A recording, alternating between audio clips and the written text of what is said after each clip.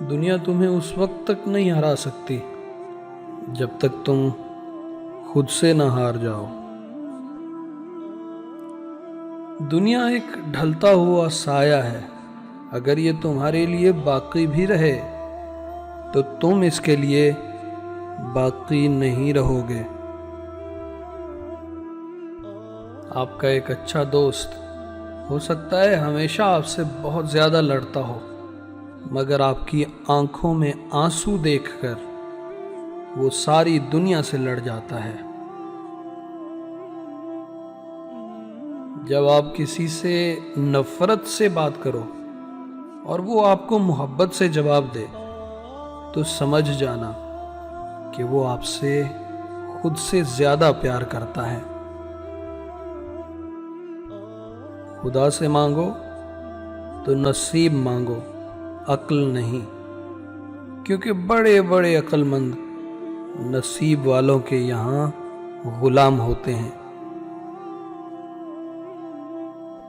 सब्र एक ऐसी सवारी है जो सवार को कभी गिरने नहीं देती।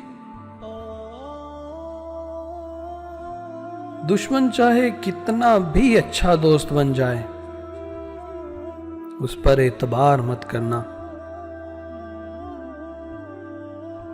तलवार दो किस्म की होती है, एक लोहे की और एक मोहब्बत की। फर्क सिर्फ इतना है कि एक तो एक को दो करती है और दूसरी दो को एक।